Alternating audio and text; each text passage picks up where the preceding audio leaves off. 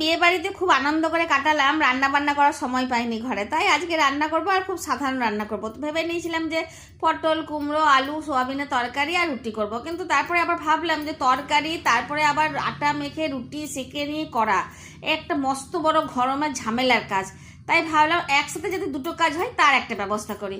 তো ওই জন্য বানিয়ে দিলাম পটল, কুমড়ো, সোয়াবিন দিয়ে ডালিয়ার খিচুড়ি। প্রথমেই কড়াইয়ে তেল নিয়ে আর দুটি লঙ্কা, শুকনো লঙ্কা ফোড়ন দিয়ে ডালিয়া আর মুগের ডাল ভালো করে ভেজে জল দিয়ে দিলাম সেদ্ধ হওয়ার জন্য। আর ওপর থেকে দিয়ে দিলাম ওই সবজিগুলো, কুমড়ো, তারপর পটল, সোয়াবিন, আর দিয়ে দিলাম পরিমাণ মতো নুন, চিনি, হলুদ, জিরে গুঁড়ো।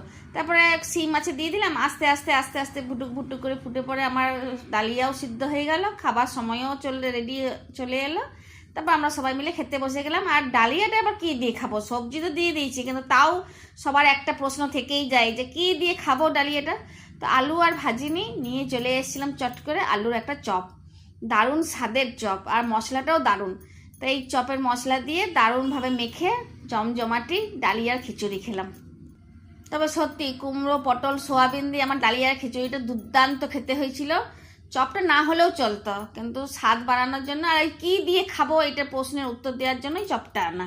তো তাহলে তোমরা কি বলবে আমার ভিডিও দেখে, যে গরমের দিনে রান্নার হাত থেকে বাঁচার জন্য মাঝে মাঝে এই গরম গরম ডালিয়া খিচুড়ি গরমে সবজি দিয়ে বেশ ভালোই জমবে বলো? ভালো লাগলে অবশ্যই সাবস্ক্রাইব করবে। ধন্যবাদ।